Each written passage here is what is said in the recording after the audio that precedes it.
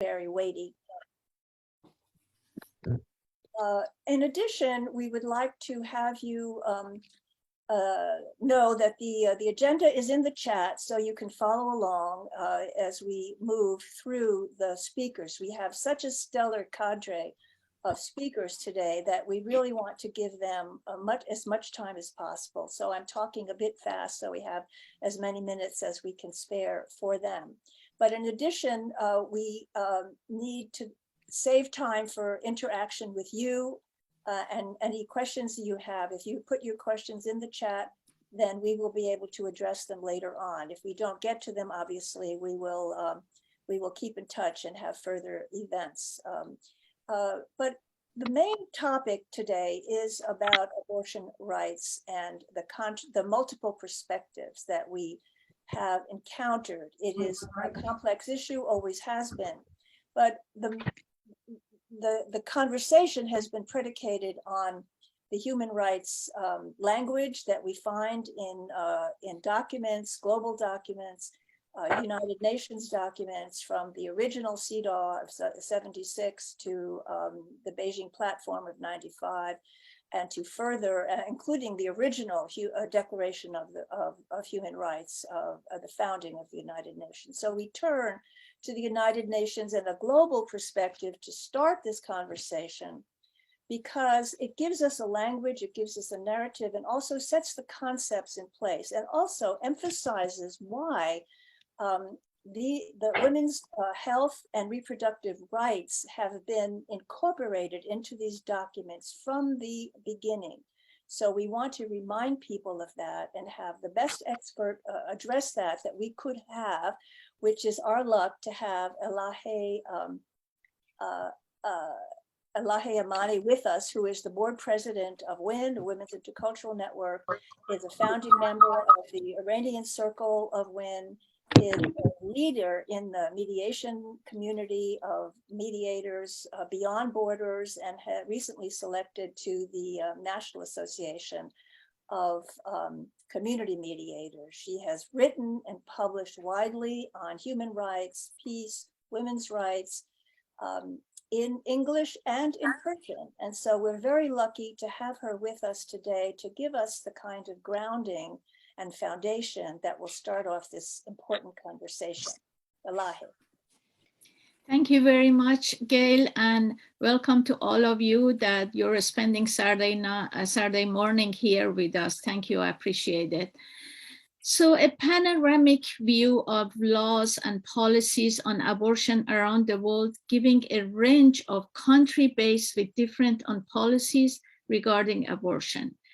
It shows that the plethora of convoluted laws and restrictions surrounding abortion do not make any legal or public health sense. What makes abortion safe is simple and irrefutable. When it's available on the woman's request and is universally affordable and accessible. From this perspective, few existing laws are fit for purpose. However, the road to law reform in many countries that is still abortion is discriminated against women, and difficult in countries that democracy and women's human rights are not respected. It's a long road to that. In addition to the fact that because of the attack on women's human rights globally, we see that in countries that they were respecting women's human right to health and abortion rights are facing challenges. Moreover, the attack on women's rights is taking back what women gained in their abortion rights, including in United States. In order to achieve the right to safe abortion, advocates will need to study the political, health system, legal, and socio-cultural realities surrounding existing laws and policies in their country and decide what kind of law they want. You know, the advocates, that is the charge of advocates. The biggest challenge is to determine what is possible to achieve, build a critical mass of support like as we did recently in Kansas, and work together with legal experts, parliamentaries, health professionals, and women themselves to change the law so that anyone with an unwanted pregnancy who seeks an abortion can have it as early as possible and as late as necessary. In simple terms, globally, the discrimination of abortion means removing specific criminal sanctions against abortion from the law and changing the law and related policies and regulation to achieve the following. Not punishing anyone for providing safe abortion, not punishing anyone for having an abortion, not involving the police in investigation or prosecuting safe abortion provisions or practices, not involving the court in deciding whether to allow an abortion, and treating abortion like any other form of healthcare. That is, using best practices in service delivery, the training of provider, and the development and application of evidence-based guideline and applying existing law to deal with any dangerous or negligent practices. Abortion was legally restricted in almost every country by the end of 19th century. The most important source of such laws were the countries of Europe, Britain, France, Portugal, Spain, and Italy, who imposed their own laws forbidding abortion even on their colonies. Historically, abortions globally were introduced for three main reasons. Abortion restriction, Abortion was, one of the reasons was abortion was dangerous and abolitionists were killing a lot of women. Hence, the law has a public health intention to protect women who nevertheless sought abortion and risked their lives in doing so, as they still do today if they have no other choices. Number two, abortion was considered a sin or a form of transgression of morality, and the laws were intended to punish and act as a deterrent. We know that this is very prevalent today in many West Asian countries and North African countries, predominantly Muslim majority societies. They have more restrictions on abortion, although we see the trend in East Europe and Latin America too. We have some successes like Ireland and a couple other countries, but definitely the main pattern is to restrict abortion. And then number three, abortion was restricted to protect fetal life in some or all circumstances. Since abortion methods have become safe, law against abortion makes sense only for punitive and deterrent purposes or to protect fetal life over the woman's life. While some prosecution for unsafe abortion that cause injury or death still take place, far more often existing laws are being used against those having and providing safe abortion outside the law today in many countries, particularly, as I mentioned, in West Asia and North African countries. Ironically, it is restrictive abortion laws from another age that are responsible for the deaths and millions of injuries to women who cannot afford to pay for a safe, legal abortion. So globally, the majority of countries in the world provide for certain instances when abortion is legal. A handful of countries have enacted complete ban on abortion. In other states, abortion is highly restricted, but there generally exists an exception for the procedure in order to save a woman's life or in cases of rape, incest, and fetal impairment. Most countries allow the procedure without restriction or with restriction that takes into account the physical, and mental health of women, as well as the economic and social reason pertaining to the situation of pregnant women. Treaty body jurisprudence has indicated that denying women's access to abortion can amount for violation of the rights to health, privacy, and in certain cases, the right to free from cruel, inhuman, and degrading treatments. The Human Rights Committee has confirmed that, quote, although a state party may adopt measures designed to regulate voluntary termination of pregnancy, such measures must not result in violation of the right to life of a pregnant woman or girl or her other rights under the covenant, unquote. The need for legal abortion to be safe and accessible was also supported by states at the International Conference on Population and Development held in Cairo in 1994. Many of us remember that historical conference. At that conference, states recognized unsafe abortion as a major public health concern and pledged their commitment to reducing the need for abortion through expanded and improved family planning services, while at the same time recognizing that in circumstances where not against the law, abortion should be safe. The exact same language on abortion was adopted by states in the Beijing Platform of Action, which many of us were there, and I remember Women's Intercultural Network has a strong presence at the Beijing conference, which was agreed at the 1995 Fourth World Conference on Women. So around the world, populist authorities have built their movement on demonizing minorities.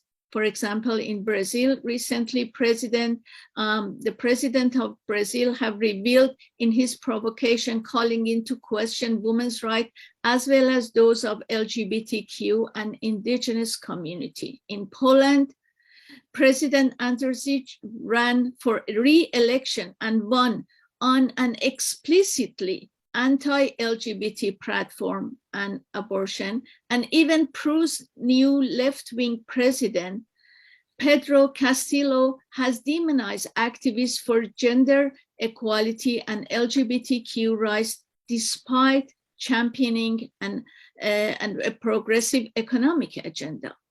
UN agencies routinely promote the notion of safe abortion under the rubric of reproductive health and rights, especially the World Health Organization, the UN Population Fund, and the UN Agencies for Women. But they have done this largely on their own initiative without a mandate of General Assembly. So recently, the most recent news is that the EU and the Biden administration are attempting to force the UN General Assembly coming up in 2022 to adopt a resolution claiming abortion is a human right. 15 countries, this is this week news, 15 countries tried to block the resolution from being tabled. And I'm sure that countries that have not ratified CEDAW probably or definitely are among them. I know definitely 15 countries are preventing this issue to be tabled at the General Assembly. And I know that the country that I was born and raised, Iran, will be one of those countries. So now for a review of abortion laws in different regions of the world in general, globally, performing an abortion because of economic and social reasons is accepted in 37% of the countries of the world. Performing abortion only on the basis of a woman's request is allowed in 34% of the countries, including in Canada, most European countries, and China. The exact scope of each legal ground also is varies. Abortion continues to be a controversial subject. I'm writing an article on how to resolve abortion conflict. In many societies, on a religious, moral, ethical, practical, and political ground. Though it's been banned and otherwise limited by law in many jurisdictions, abortion continues to be common in many areas, even where they are illegal. I'm gonna, for the sake of time, I skip part of it, and just I wanna mention that the American Convention on Human Rights, which is a 2013, had 23 Latin American parties declares human life as commencing with conception. In Latin America, abortion or request is only legal in Cuba, Uruguay, Argentina, Colombia, and parts of Mexico. Abortion are completely banned in Dominican Republic, El Salvador, Honduras, Nicaragua, and only allowed in certain restriction circumstances in most other Latin American countries. In 2005, also United Nations Human Rights Committee ordered Peru to compensate a woman for denying her medically indicated abortion. This was the first time a United Nations committee had held any country accountable for not ensuring access to safe legal abortion, and the first time the committee affirmed that abortion is human rights. So just to sum up, while abortions are legal, at least under certain conditions in almost all countries, very limited in some countries, these conditions vary widely according to United Nations report. With data gathered up to 2019, abortion is allowed in 98% of the countries, some with very severe restrictions, in order to save a woman's life. Other commonly accepted reasons are preserving physical, 72%, or mental health, 69%, in case of rape and incest, 61%, and in case of fetal impairment, 61%. So performing an abortion because of economic or social reasons is acceptable only in 37 countries of the world. And we know what a big challenge it is.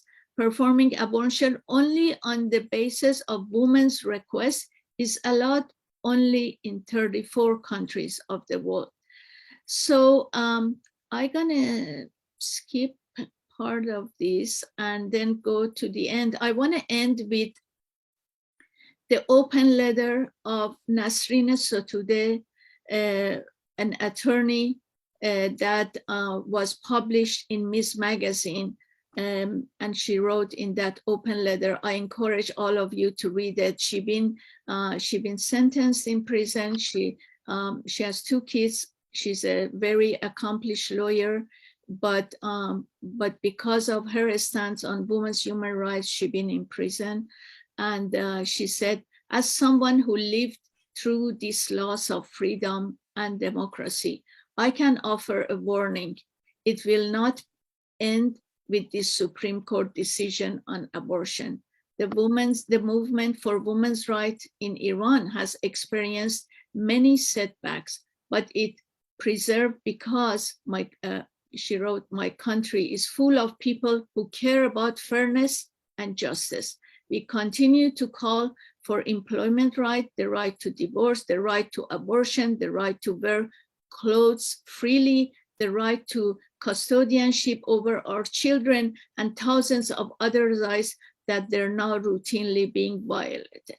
I stand by you, talking to Nasrin Sotoudeh, telling American women, I stand by you, my sisters, so that through our solidarity as women, we triumph over oppression and make the world safer and better for generations to come. Thank you.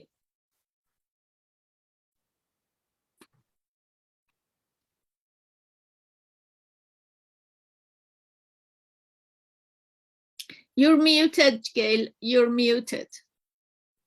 Thank you. Thank you very much for your outstanding overview that gives us not only presenting the challenges that we're working toward, but also understanding why we need the solidarity that you mentioned, and we need to stand by each other.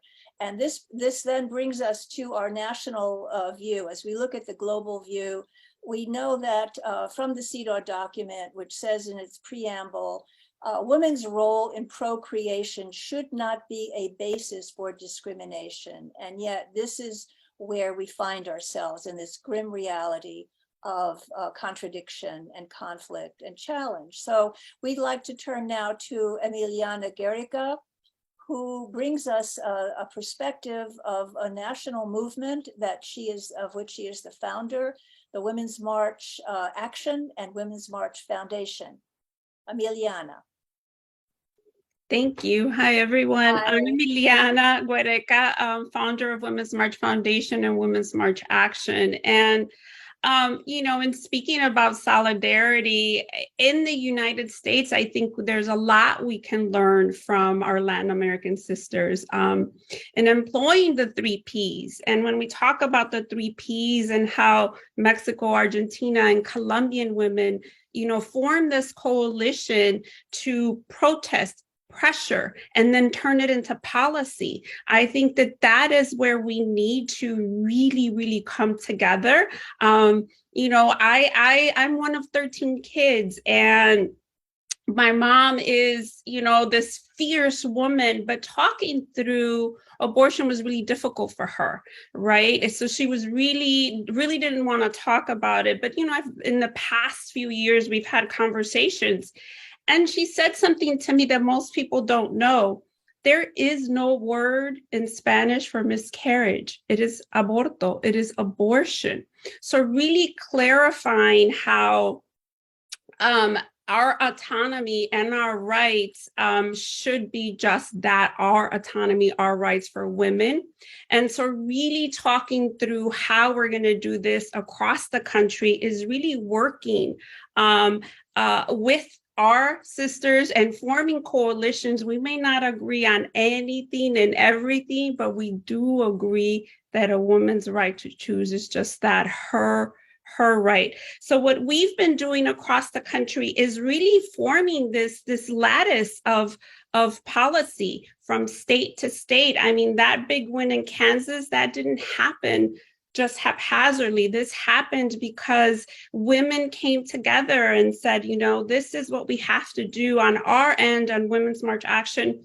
We texted and reached over 350,000 voters in Kansas, and Kansas has a little bit over 1 million. So we reached a lot of voters, and we called voters, we texted voters, we deployed everything necessary that we could from across the country. So what most folks need to understand is that we may be safe in California. I'm currently in California, but for how long, especially when we talk through the states creating policies. I know that in California, we are going to see Prop 1, which is enshrining abortion rights into the state's constitution.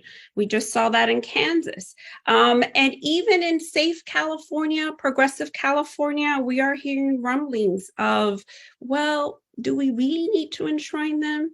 Right? Do we really need to vote on this? We thought we were a safe haven. So really looking through the states and going through the state legislators is going to be critical for us. Who is on the ballot in November, right? Who are we electing in Georgia? Who are we electing in Texas that can enshrine? Because they have left it up to the states.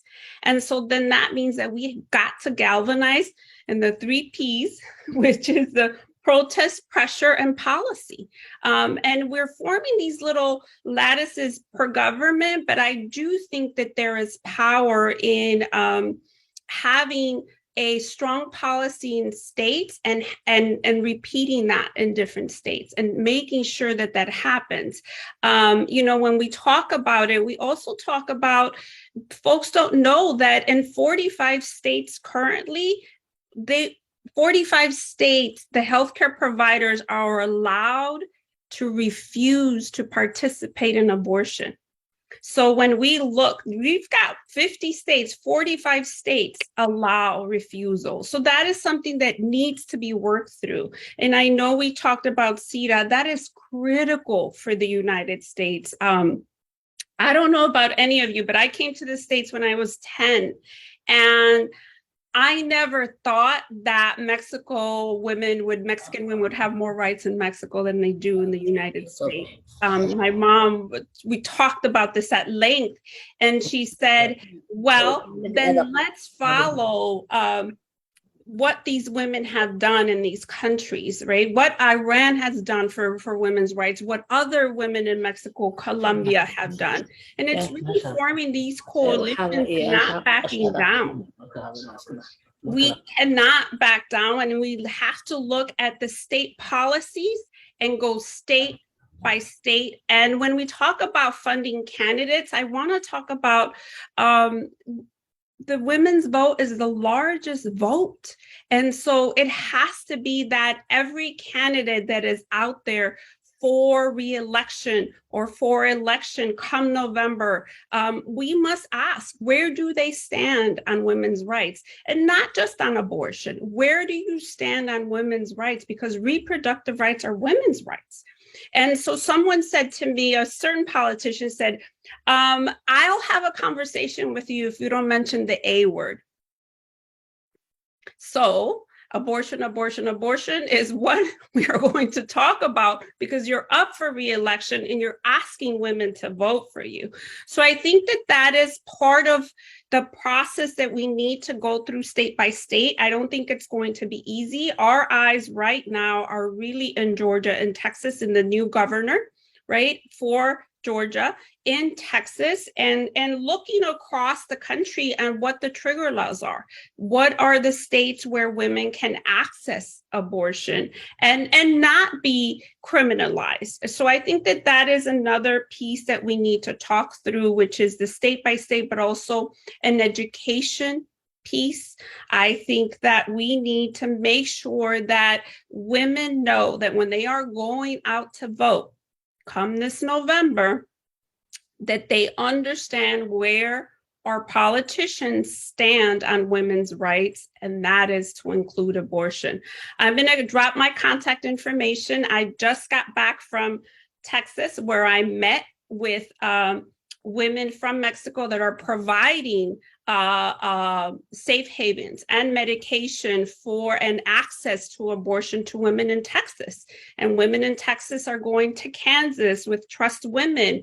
Women are going to Mexico. And so we are, developing this coalition across the country to include Mexico, because they know what it takes. And so I think we are going to follow that path. I am meeting with a few of the coalition builders from Argentina soon to make sure that we are following that path of protest pressure policy. And that has to come through. I saw November. Yes, November is going to be, there has to be a reckoning, and it has to be that you will not be elected. You will not get to represent me as a woman because you do not stand with women's rights. Or you do get to represent me because you believe that I should be equal, that I should have bodily autonomy. So that is an education piece that we are going to work through across the country. I'm going to drop my information on the chat, and I thank you for having me. We have a lot of work to do, but I think we can do this. Thank you. Thank you, Emiliana. We salute you for your work, and we know that we will see you on the barricades coming forward. And your remarks also lead us to our next topic, which is the local and grassroots perspective. We all live at the local level. That's where communities serve us, or they do not. And so no one is more knowledgeable in this perspective on reproductive rights and abortion access than our next speaker, Julie Burkhart, who's someone I have long admired here in Kansas, and Trust Women, which is a vanguard and a highlight in the state and in Oklahoma and the state of Washington. Julie is now also setting up abortion access in the state of Wyoming, which, as you know, is an abortion desert. And that takes bravery, it takes leadership, it takes persistence. And Julie is one of our favorite people to incarnate all of those attributes. So I welcome you, Julie. Looking forward to hearing from you and giving us that local perspective. No one really realizes what takes place on the local level and what you have to deal with, the challenges and the conflict that you deal with. So we're welcoming you today. Thanks, Gail. And I've really enjoyed the presentation. So thank you very much. Well, so just, I guess I don't need to introduce myself again. Thank you for that, Gail. I will say that I got my start in working in abortion rights and politics when I was in college. I like to say it called me. I had other things I was going to do with my life, but it was my calling.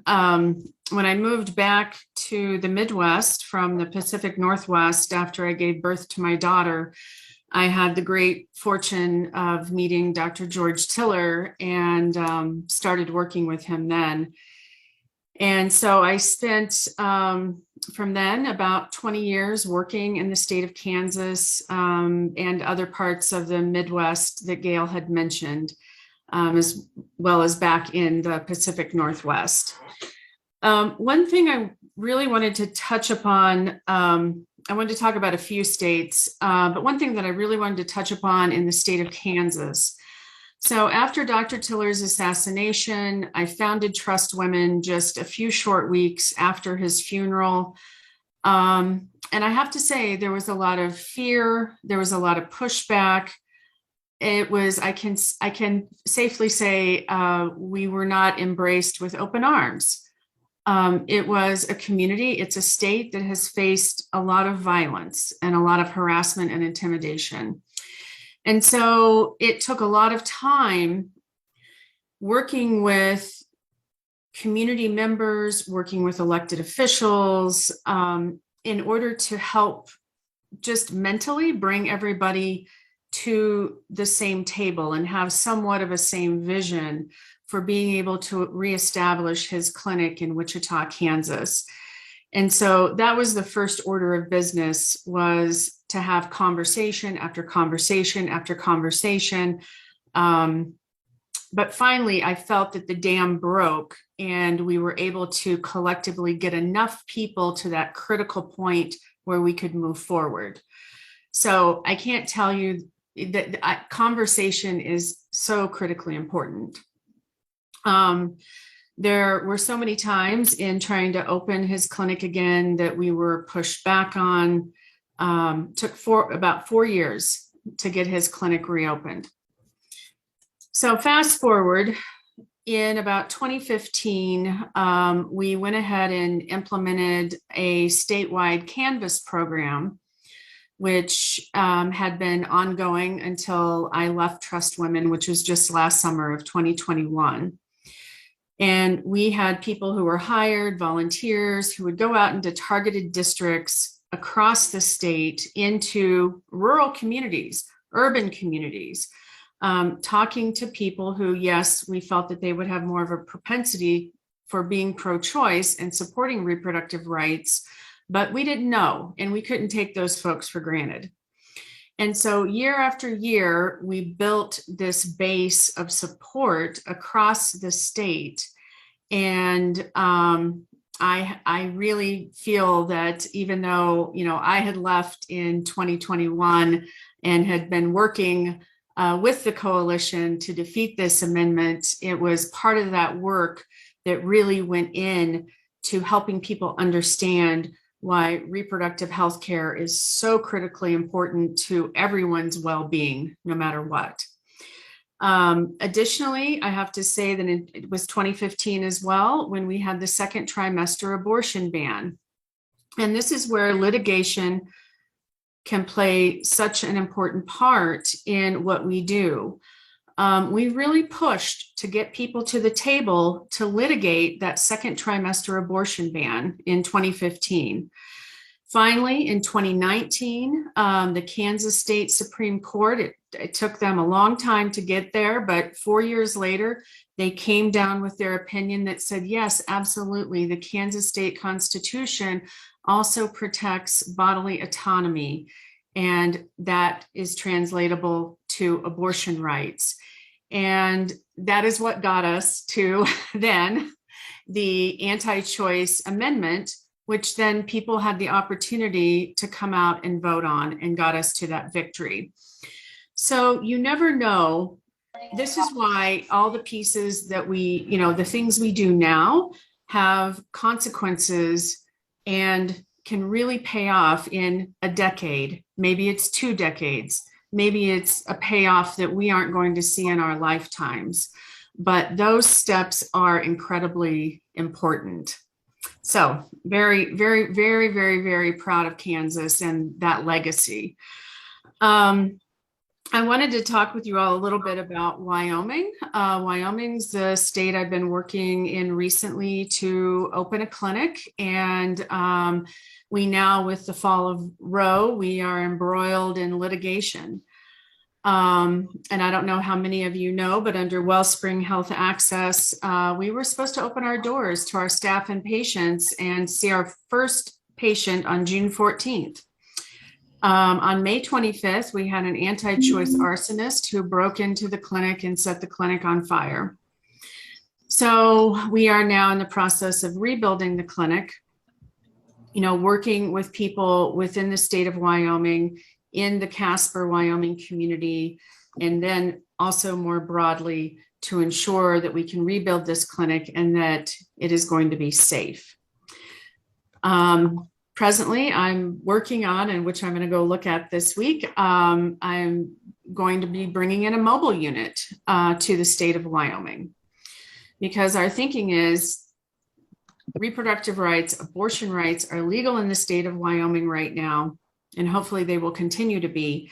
How can we ensure that we can see people right now on the ground in a more limited fashion, but how can we make sure that we're bringing those services to people who need them?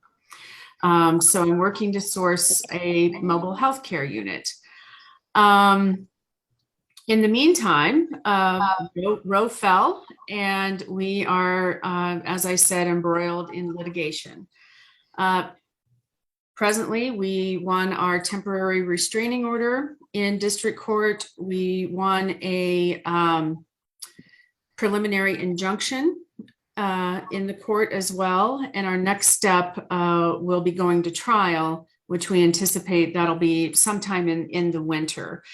We fully anticipate that this case is going to go up to the state Supreme Court, but we're prepared for that. And that is exactly where we need to be in order to fight for the rights of all people in Wyoming.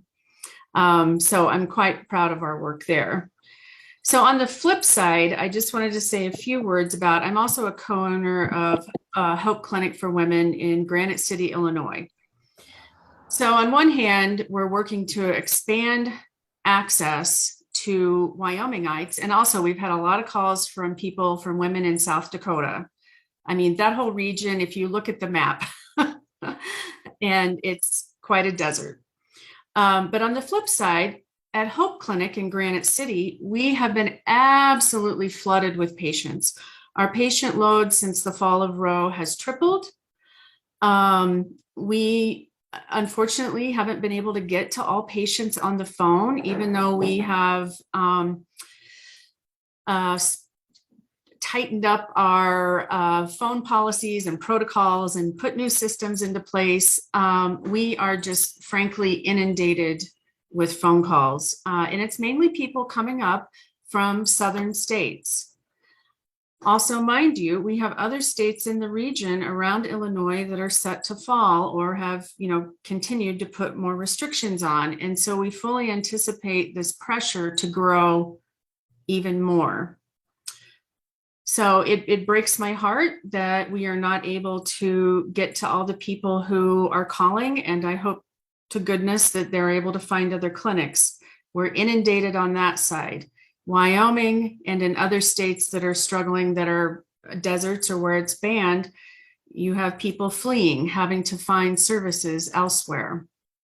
So I wanted to, part of what I was going to impress upon everyone that Emiliana has already said so eloquently is that we have to keep the pressure on.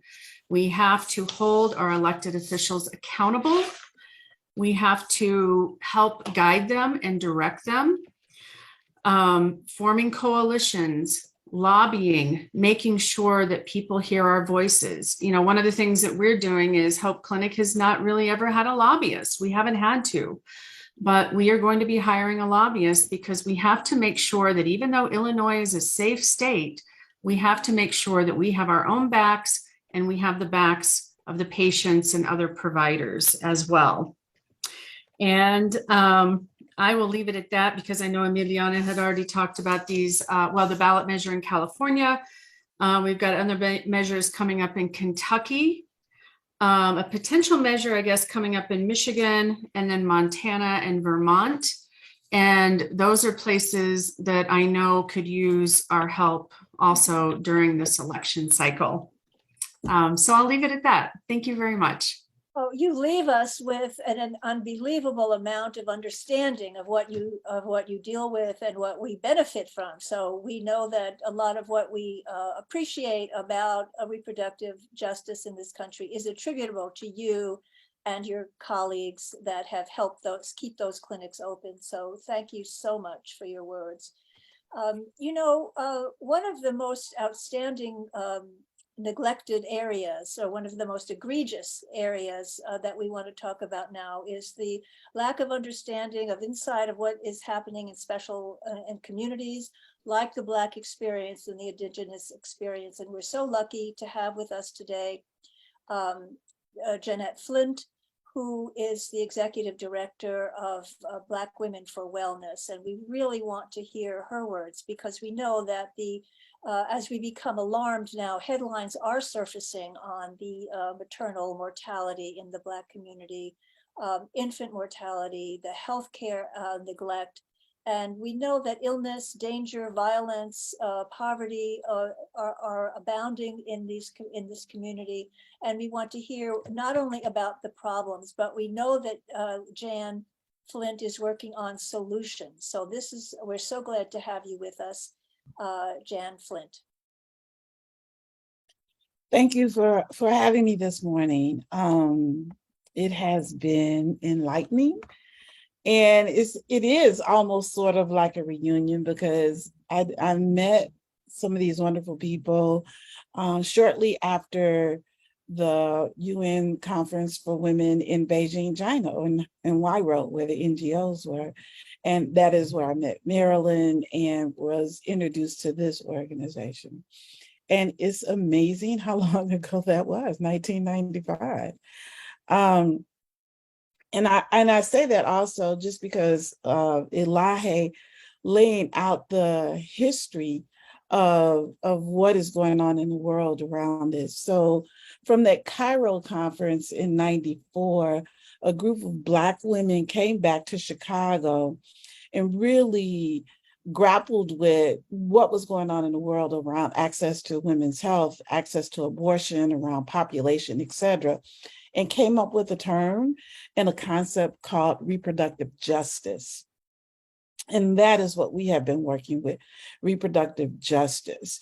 And knowing that when we start talking about reproductive justice, this is more than simply abortion.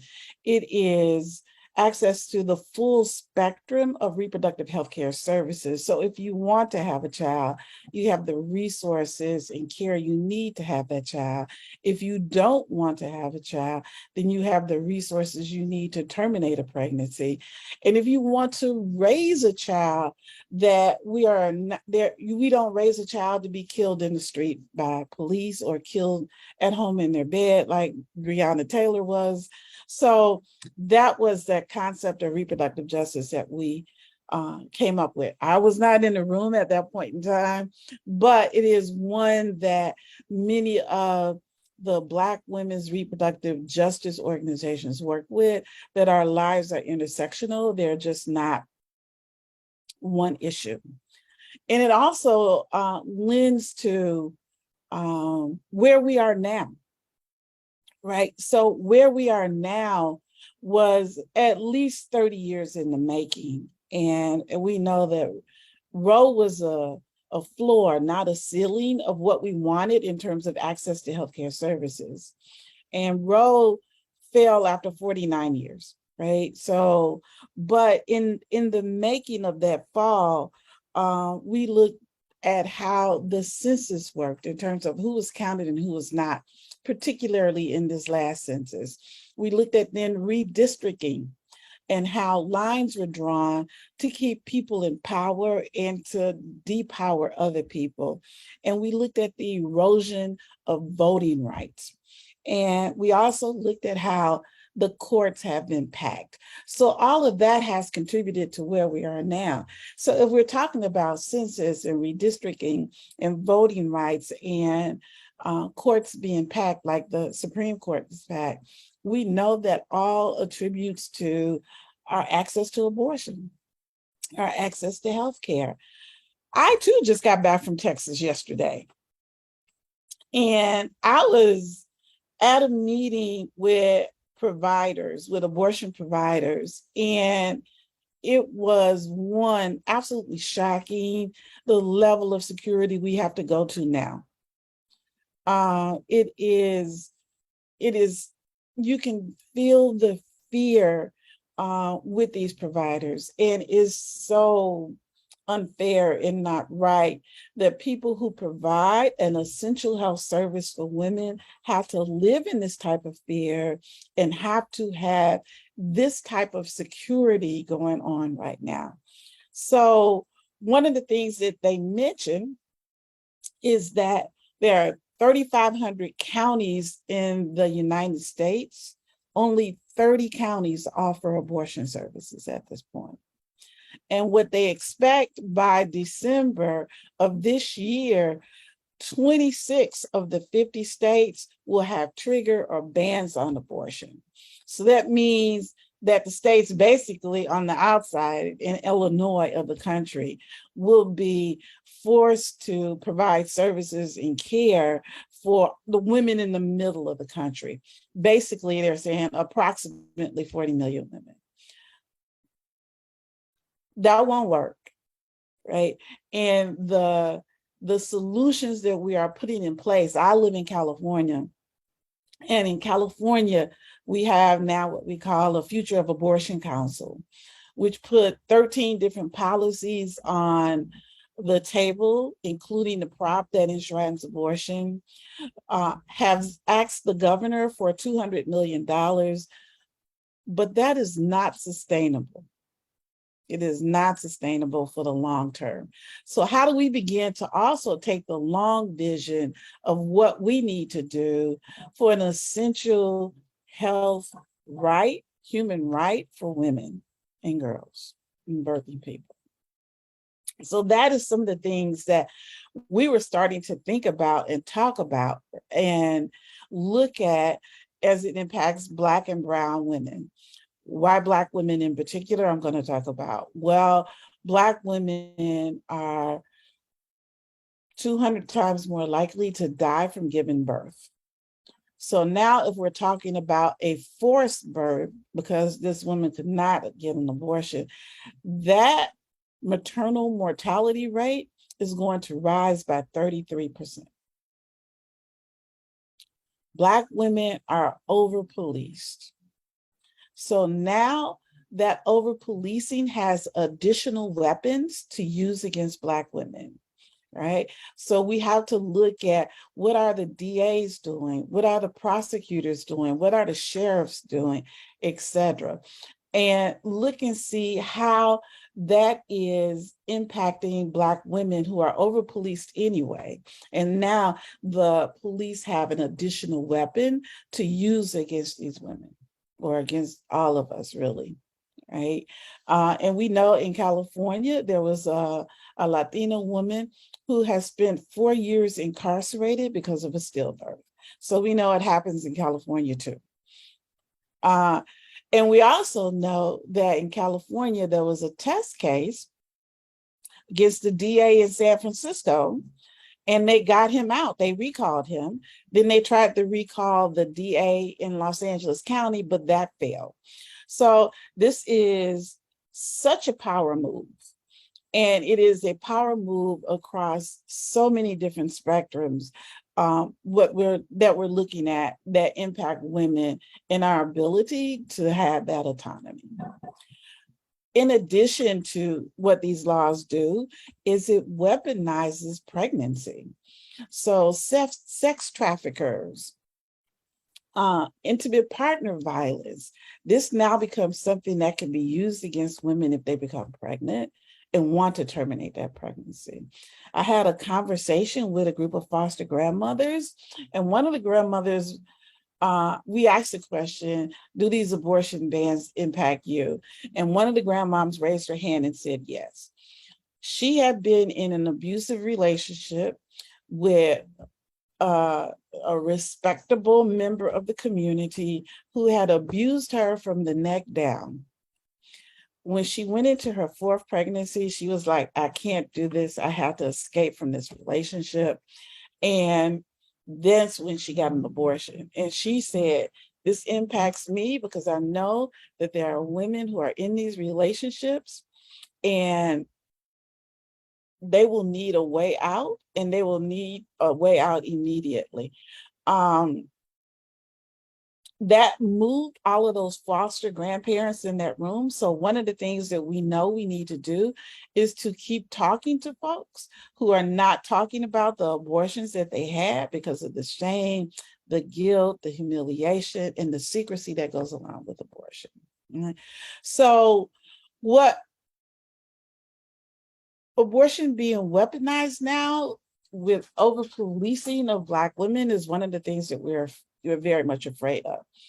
We're also very much afraid of with many of the abortion centers moving in from the middle of the country to other places, for instance, from Missouri to Illinois or from Texas to New Mexico. The women who live in those communities will not have a full spectrum of services available, right? Because it's not just the abortion services that go, it's the perinatal care, it's the birth control and family planning, it's the STD prevention and treatment, it's the Pap test, it's the breast test. So we are worried about that because we have a community of people who suffer health disparities. Right? So we're looking at the health disparities, but we also are looking at the economic impact because we're talking about women who will lose their jobs in some places and when clinics move, right? So, and then we're also looking at women who don't want to move to those states because of the abortion bans and what it means legally, what it means for their children or even for themselves.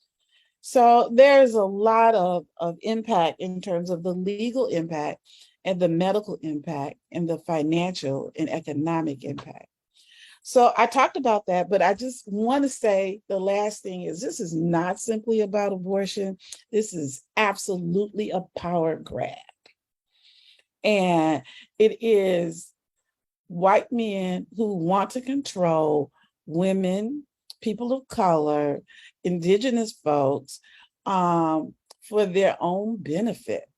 They have looked at that chessboard and taken the long game. We need to take the long game also. We absolutely need to talk to women in the various countries. I'll put a hashtag in the chat, hashtag someone you love.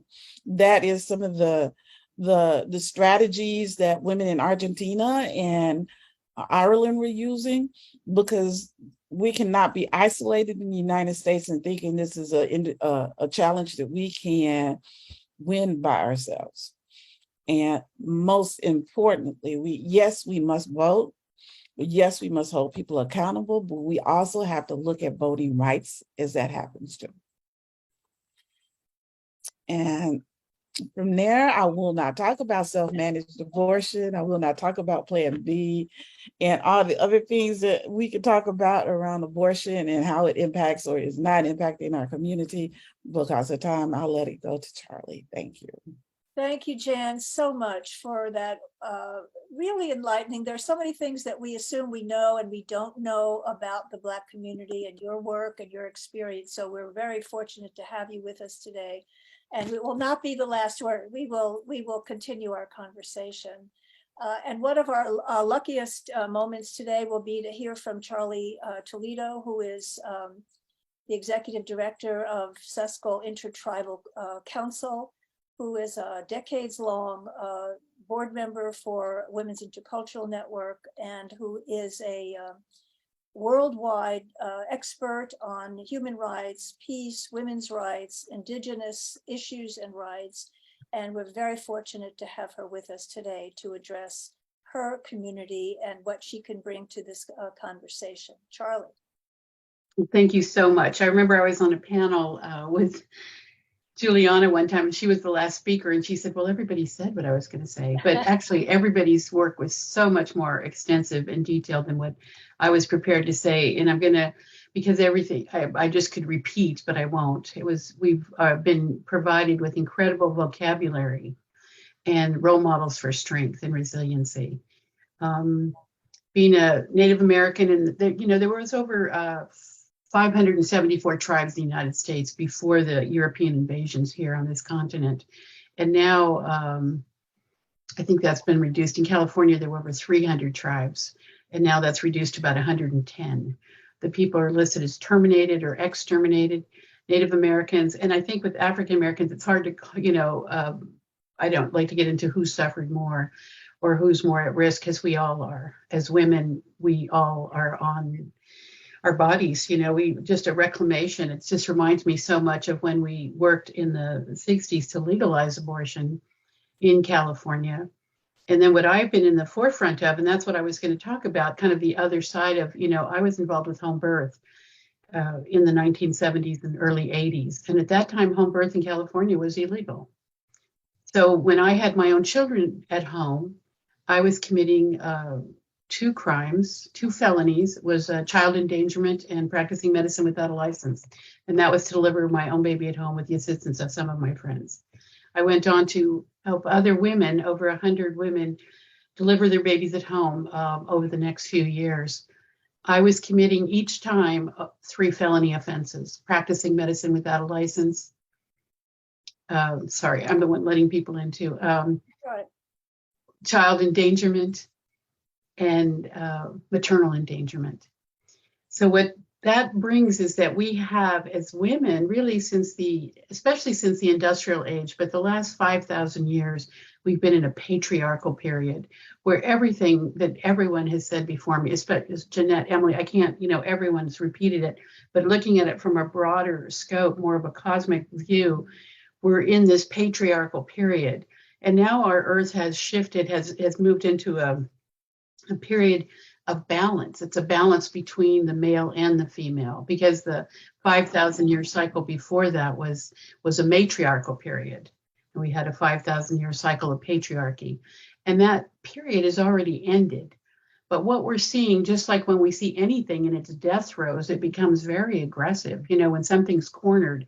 And what we're seeing, which I think is beyond any of our imaginations, the backlash of these men trying to overcome and control the women and our bodies, which is, it's criminalization of our bodies, it's criminalization of our organs. And I know when we were working and I was being on panels, I'm trying to think of when that was, when we were legalizing abortion, and then it was threatened, that we were on the streets protesting and just saying, we reclaim our uterus. But I think that when the women struggled in the United States to get the right to vote, part of what happened in some places was all the women created or said that they would be kind of like a sex boycott. They would refuse to be available to their husbands until these laws were, the women were given the right to vote and the right to representation. During the Vietnam War, when we were fighting against the forced conscription, that was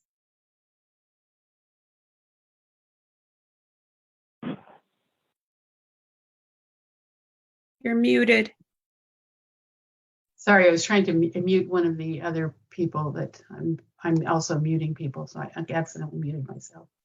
But that during the forced conscription, that was the same thing. The women said, no, we won't be intimate with you if you go to war and kill other people.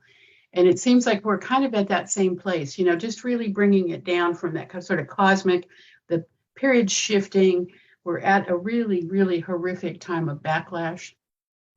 And we have to stay strong.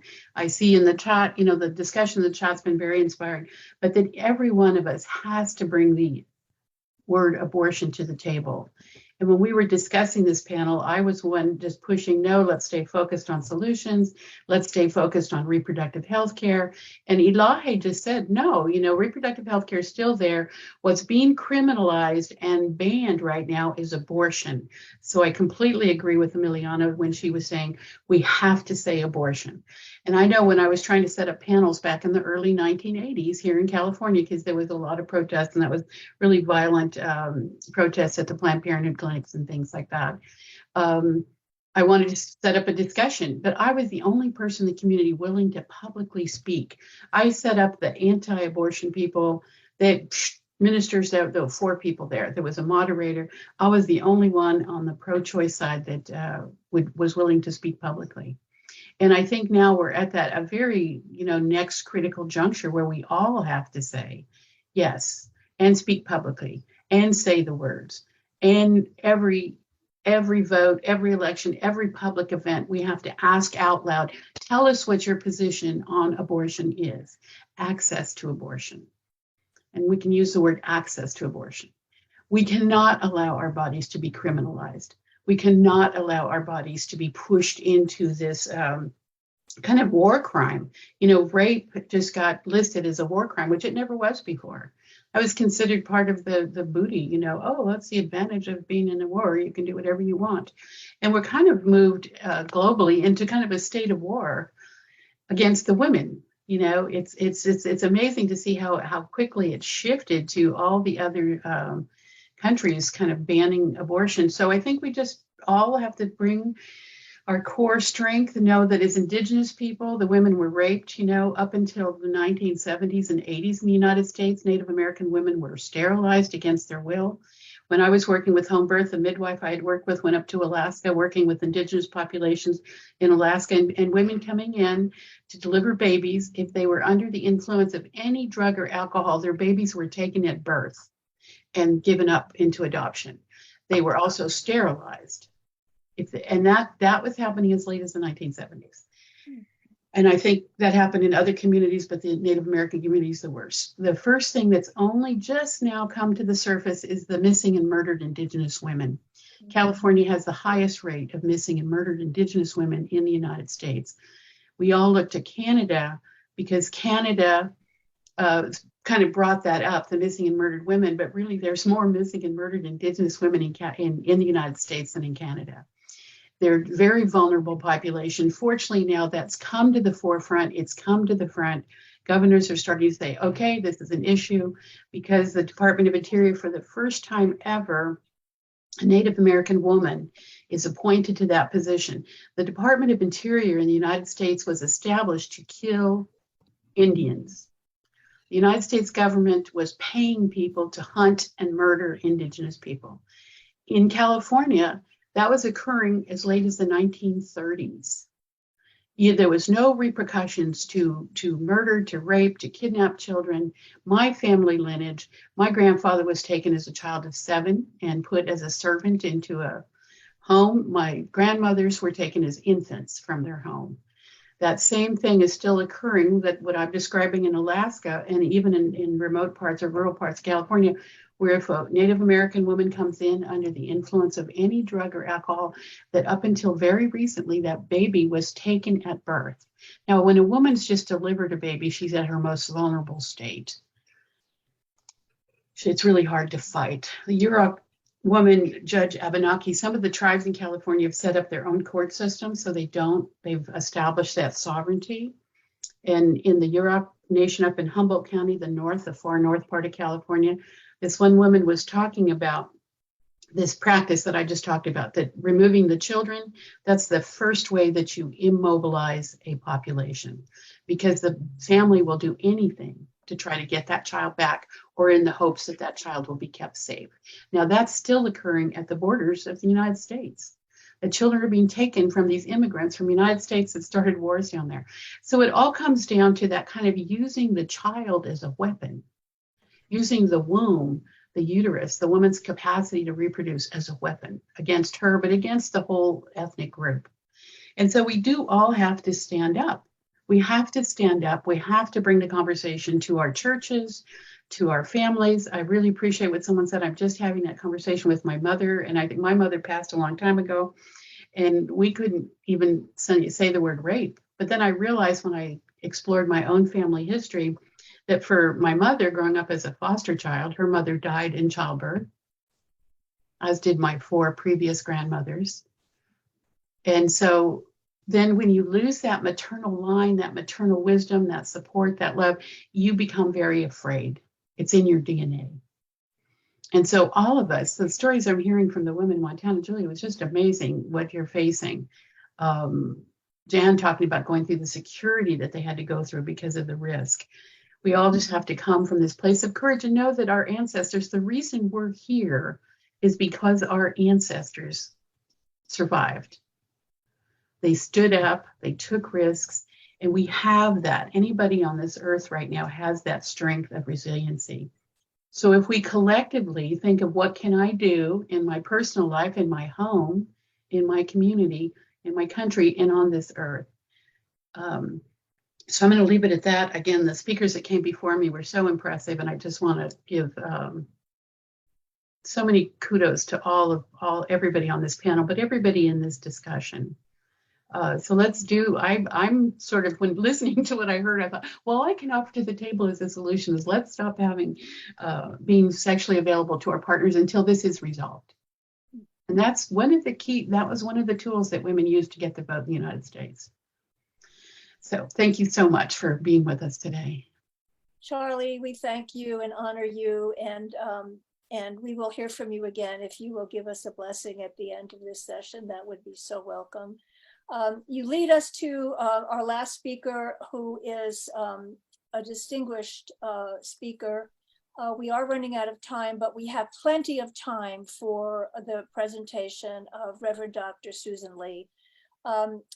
Dr. Lee is an esteemed educator and faith leader who is a rector emerita of the St. Luke's Episcopal Church in Massachusetts, and is a sociologist retired from Boston University. We know her as in her co-founding of the U.S. Women's Caucus at the United Nations, and we're all members of that organization, in which she brings women's voices, U.S. women's perspective to the United Nations. So Susan, please give us the grounding that we seek. We ask you to speak to the topic of religion, ethical, moral perspectives, plural, because it is complex, it is murky. It also has created this problem for us, and may be also in some way a solution in terms of women finding their own moral grounding to seek solutions. So Susan, thank you. Gail, thank you very much for having me here today. And I must say, I'm so impressed with all the speakers. There's so many great ideas that have been brought up, and also such a cautionary tale of all the work that remains to be done.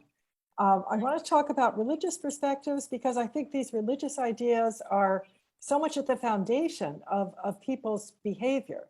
And I want to bring to you a number of different religious perspectives. I'm going to start with some of the mainline Protestant groups that support safe, legal abortion, and especially the Episcopal Church and the Methodist Church. Then I want to talk about a couple of groups that are opposed to abortion rights, very significant groups, the Southern Baptist Convention and the Catholic Church.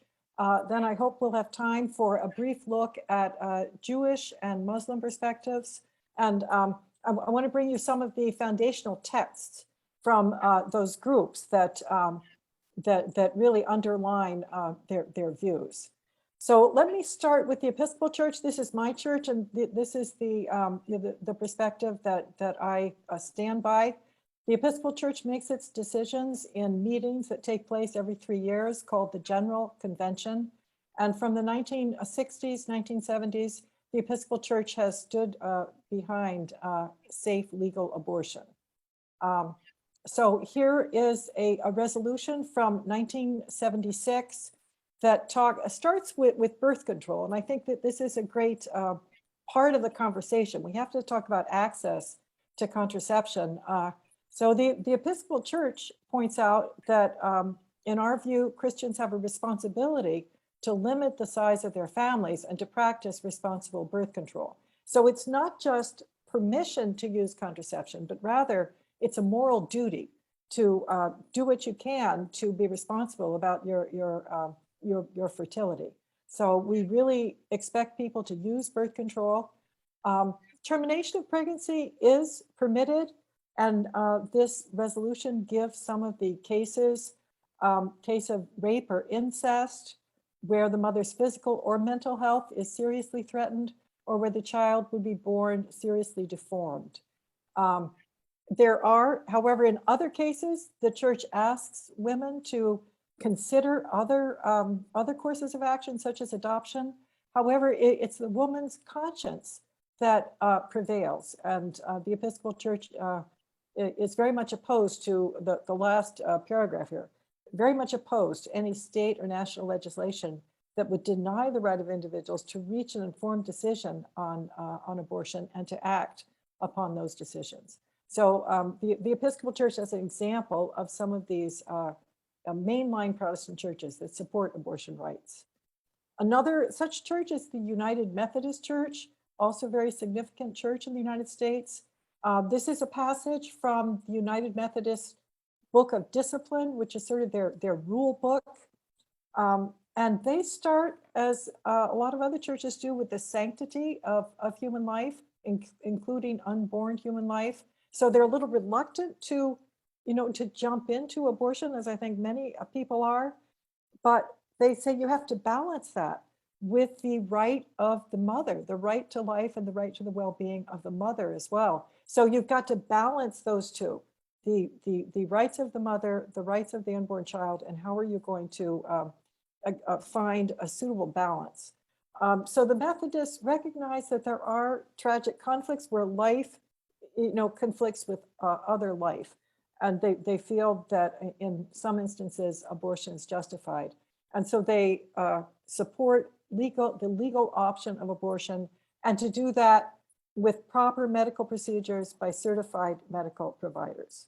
So again, safe legal abortion. They rely on individual decision-making by the woman, and they put it in their religious language, they're entrusting God to provide guidance, wisdom, and discernment to the individual woman as she's trying to decide what to do with her pregnancy. The Methodist Church also asks their congregations to take steps to reduce unintended pregnancies, and to do that through comprehensive sexuality education, advocacy for easy access to contraception, and then support of initiatives that enhance the quality of life for women and girls, so that they're in a position to say yes to an unintended pregnancy if that's what they want. But they've got to have financial means and a little space to be able to do that. So some of this idea of reproductive justice, you have to look at the context within which women are making their decisions. So these two churches, Episcopal, Methodist, represent kind of the mainline Protestant churches that support legal access to abortion. The really important churches that are opposed to legal access are the Southern Baptist Convention, which is the largest evangelical denomination, and the Roman Catholic Church. So let me start with the Southern Baptists. They represent maybe 5% of the US population, and so a very significant group of Americans. And they're just one of the many evangelical denominations that all have this kind of very guarded attitude towards abortion. So the Southern Baptists start with their statement of faith, which is called the Baptist Faith of Message, and is updated periodically. Children from the moment of conception are a blessing and heritage from the Lord. And so they're looking at the moment of conception. And they've reaffirmed that in their decisions of their annual meetings. The Southern Baptists have an annual meeting every year. And since the 1980s, every year they have another resolution against abortion rights. So the one in June 2021 was called On Abolishing Abortion. They start with the idea that all human people are created in God's image. And this is a passage from, based on a passage from the Bible. And so then if you take the life of an unborn child, then you're murdering, in their view, you're murdering this preborn image bearer. And so that is not only a violation of the commandment against murder, but also they see it as an assault on God's own image and usurping God's sovereignty as creator. So we could say this is a very strong statement against abortion when you equate it to an attack on God. And they go on to affirm, yes, abortion is murder, and they reject any position that allows for exceptions to the legal protection of unborn children. So no exceptions, no exceptions.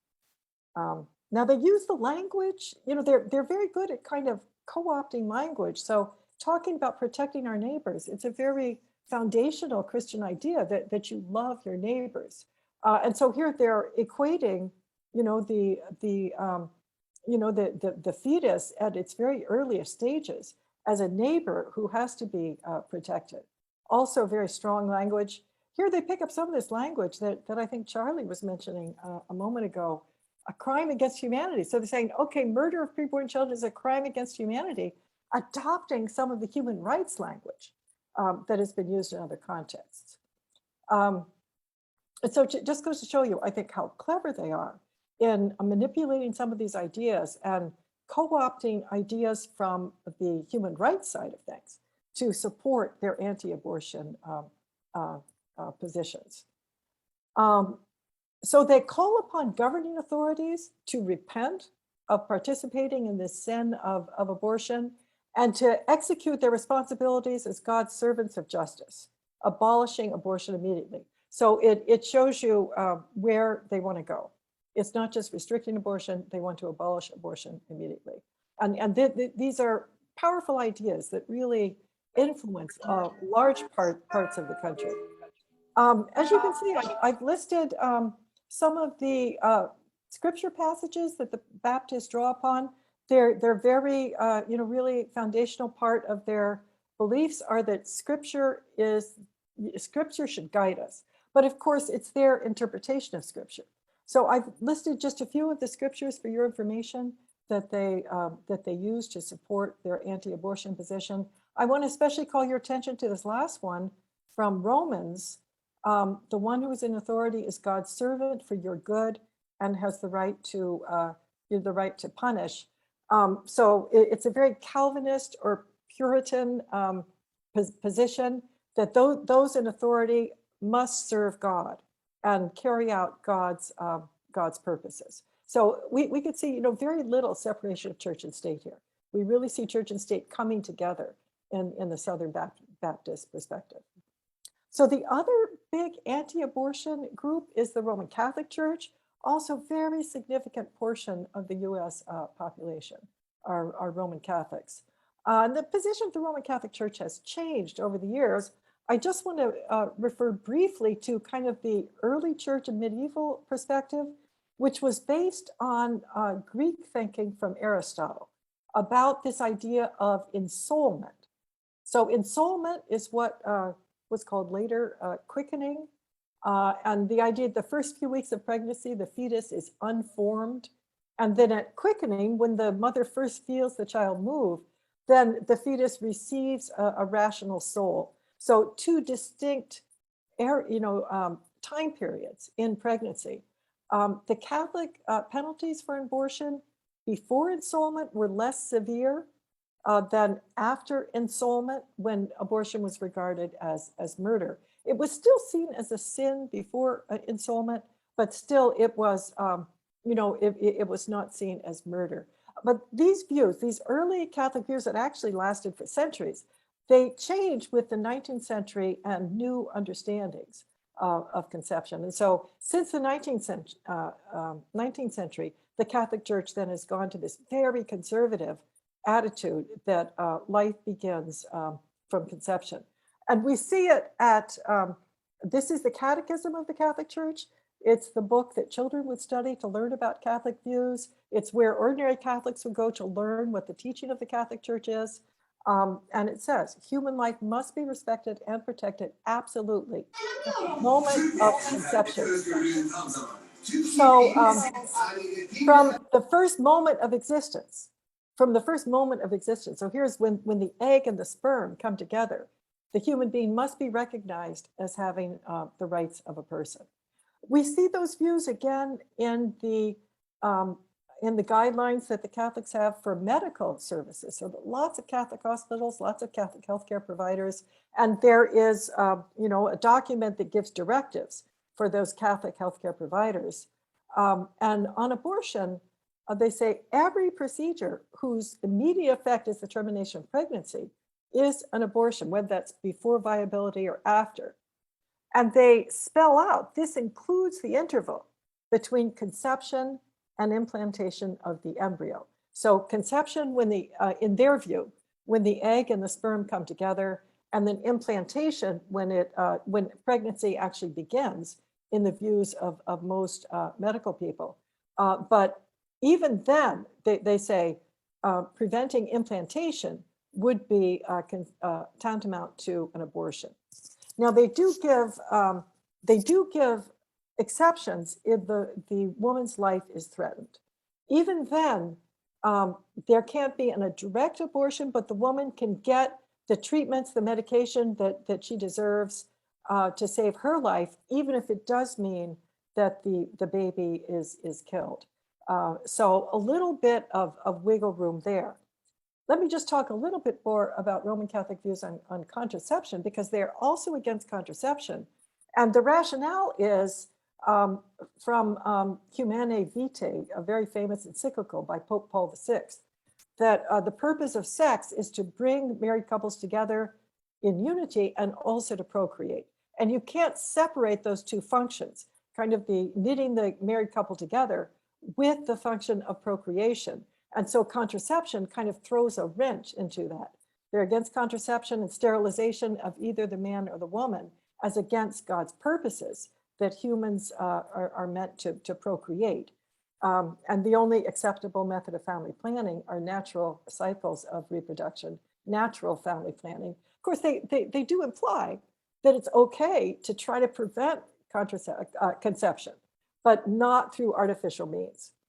Now they do have an exception about sexual assault, but this is a very narrow exception from the ethical and religious directives. Again, they admit that a woman who's been raped should be able to defend herself against a potential conception. But you have to prove that the egg and the sperm haven't come together yet. Very, very hard to do. If they've come together, then you aren't allowed to intervene. And so that means, for instance, Plan B is not permitted. Let me go just briefly to some of the Jewish and Muslim perspectives, quite a bit different. I don't have time to go into a lot of it, but among the Jews, there are many different perspectives. But the conservative denomination, Rabbinical Assembly, gives kind of a typical approach to abortion. This was once the Roe decision was handed down. This Jewish committee from the Rabbinical Assembly issued a statement saying they affirmed the right of a pregnant person to choose an abortion where continuity of the pregnancy might cause physical or psychological harm, or where the fetus is severely defective. But they go on to say this kind of narrow permission doesn't indicate that personhood begins with conception. Rather, in the Jewish perspective, personhood begins with birth. And interestingly, just like the Southern Baptists, they call on a passage of scripture. This is a passage from Exodus. And it's a passage that says, well, if people are fighting and they happen to hurt a pregnant woman so badly that her unborn child dies, then the perpetrator must pay a fine. So the significant thing is here, the unborn child dies, but there's no penalty for murder. There's, that would be death, a life for a life.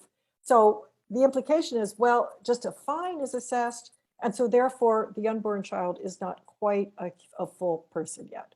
So from the Jewish perspective, independent life begins at birth and not before. The Islamic, on the Muslim side, so Muslims have a much different structure, governance structure. They don't have one single authority that says what people can do. But this group, the International Islamic Fiqh Council, is highly respected. It's based in Mecca, Saudi Arabia, and talks about the Muslim position and makes a distinction at 120 days of pregnancy, that before then, the human being is not quite formed. And so then under some circumstances, it's permissible to have an abortion, but then after 120 days, abortion is seen as murder and, is no longer permissible. The Fiqh Council here had rather narrow conditions under which abortion could be okay before 120 days. But as a matter of fact, in many Muslim countries, abortion is common in the first couple of months of pregnancy. So in practice, many Muslim countries do allow abortion. Now, these are all the religious perspectives on abortion, but I want to point out just in closing that people kind of make their own decisions and they kind of decide, they decide with their own feet. And so if you look at people who use artificial conception in the US, 99% of people who identify as religious use artificial contraception, both Catholics and Protestants. And only 1% have only used the natural family planning methods that the Catholic Church recommends. And if you look also at people who have an abortion, who are religiously affiliated and have an abortion, all groups across the board are having abortion. So, 24% of people who are getting abortions are Catholic, 17% are mainline Protestant, and 13% are evangelical Protestant. So no matter what the religious groups say against abortion, people are voting with their feet, and the practice of contraception, the practice of abortion is really very widespread. So that's a very quick view at some of the religious views on abortion. And thank you very much for having me. Susan, Dr. Lee, we cannot thank you enough. We have needed this because we never really know the wide spectrum of views and that underpin some of our political realities. So this has been very, very important and probably is worth its own Zoom event one of these days to have many views developed a little bit further, but you've really given us so much to think about, as have all our speakers. We have, of course, run out of our official time, but we can address a few questions, one or two, if people want to stay. And if you have your questions, June Marie, do you see questions in the chat, or shall we save that for another time?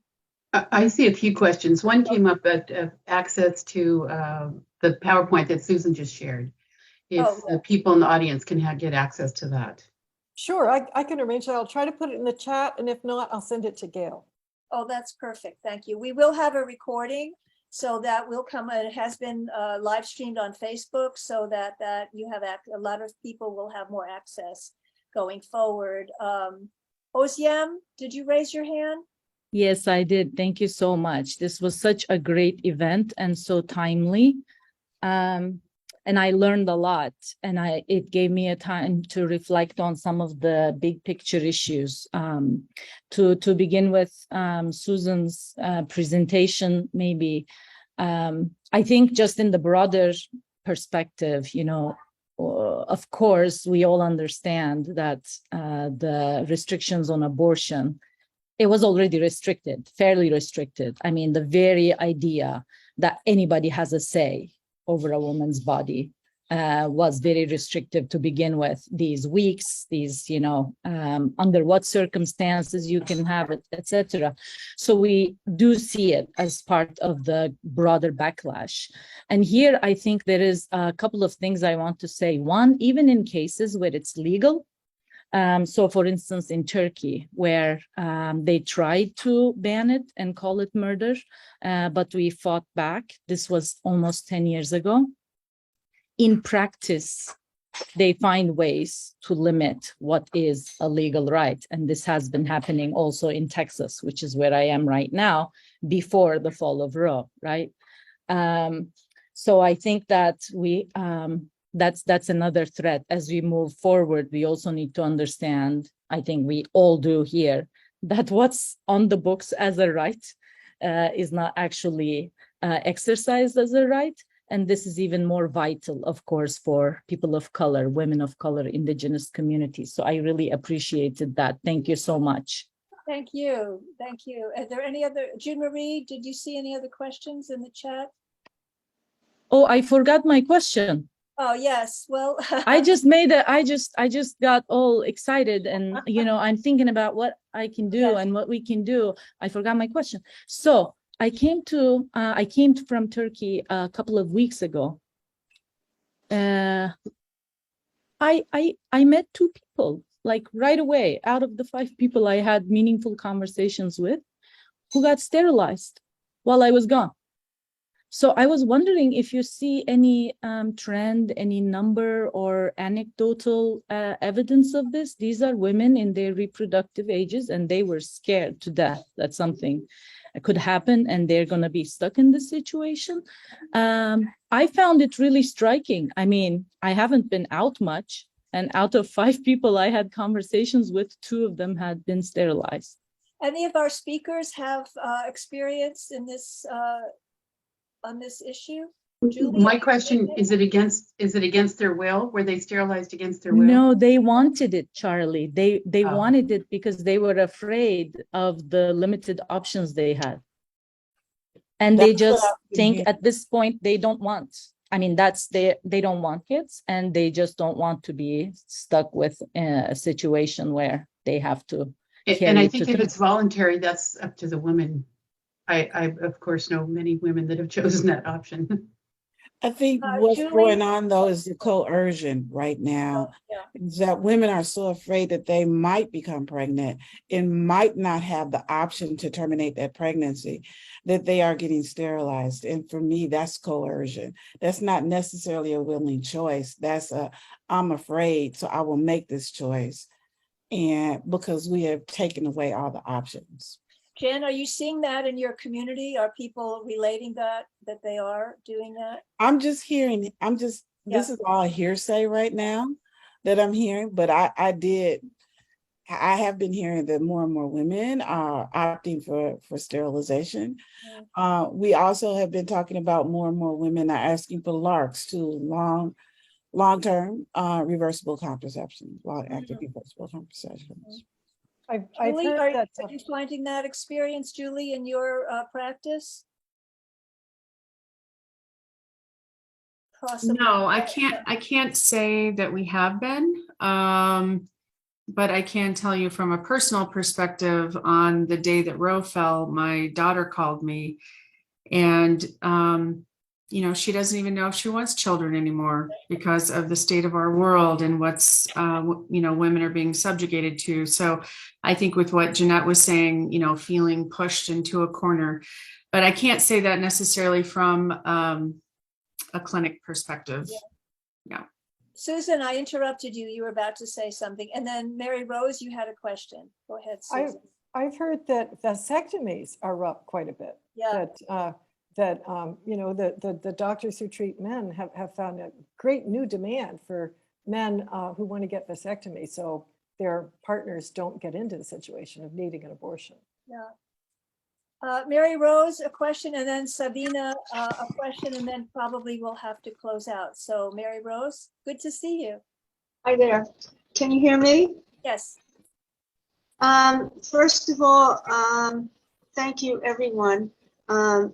When I was in seminary and studied Hebrew text with a German Presbyterian scholar. There's nothing in the Hebrew Bible that has anything against abortion or homosexuality, FYI. But my question is, there's the conversation about abortion has switched from the medical complications of pregnancy, inability to take care of foster children, and domestic violence. And somehow we have to return to those issues, because what is happening is not only is this a war on women, it's a war on children. Yeah, thank you. Let's look at that. Maybe we can have a series, and that will be a very provocative set of questions to look at. Sabina, can we hear from you? Yes, thank you very much for this organizing this today. And as we all know, women's rights and girls' rights are very important globally. I have served as a doctor in under-resourced regions in India, and in fact, I have provided services such as medical termination of pregnancy, which we call abortion. What I have observed in certain countries, because of the patriarchy, there is preference for boys, and they do indiscriminate, fetal testing for sex of the baby, and then they would abort the female fetus, which is female feticide. The violence against the girls or unborn female starts even before they are born. That is one of the aspects which has caused, imbalance in populations in certain parts of the world, like India and Punjab. They have only 700 girls to have more than 1,000 boys or men. And also access to abortion is very important. I understand that it needs to be there, as well as to contraception for women to continue their, normal reproductive life. And I really appreciate you guys for, bringing in different perspectives and this opportunity to be here. Thank you very much. Thank you so much for your comments. And Nina, we have you raising your hand, and then that will have to be our last question. Nina. Okay, I just wanted to thank the Aslam for bringing up the sterilization. It is really cruel that in young age you do this to your body, because you're living in a world that is so unfair. Thank you, Aslam, that you brought up. Thank you, Mina, very much. And thank you all. We are seeking solidarity as we face this very thorny issue. And yet what I see is solidarity. I see voices raised, bodies raised to put out there to say, we are embattled. As we empowered ourselves in the last decade, we are now empowered to go to battle. So that's where we are. Persistence, commitment, but more than that, it's solidarity that we need. We thank you for your attendance. I'm wondering, Charlie, if you could speak to us just for a moment and set us forward on the next path. Well, I think that what everybody has said, just the reclamation of our bodies, our wombs, that's our source of power. And our children, our unborn children, are our source of power. And it's our decision. I believe that there's this cloud of unborn spirits, and some of them wait to be invited. And those are conscious, clear beings, of all of which are here today. And then there's other beings that come in against the will of the mother. And that's that kind of power over. And so what we're seeing right now is those spirits who came in without invitation, uninvited, unloved, and unwanted. They're the ones who are suffering. They're in incredible pain. And they're trying to keep that passage that they came through open. So if we look at it again, kind of in a more esoteric, cosmic view, just putting a protective circle of light around the earth, calling down joy, opening the pathways for descending beings who are invited, conscious, clear. A lot of those children are here with us from 2013. It was my grandson's birthday age, and those babies were born with full memory. They're clairvoyant, they're telepathic, they remember where they were when they descended, and they're here conscious, clear, ready to be present to the evolution of our human spirit. So if we focus on protecting those children and then making sure the ones that are uninvited, they go to the right place. They go to the right place. So I'm just going to offer that prayer, you know, that we are all protected, that only invited conscious life is incarnating on this earth at this time. Thank you. Thank you, everyone. Go forward, turn our anger and despair into action, and our rage into empowerment to all in our communities. And we will meet again. We will reconvene at a future time and continue the conversation. Thank you, everyone. Thank you. Thank you, Gail. Thank you. Thank you. Thank you, Gail, for organizing this. Thank you.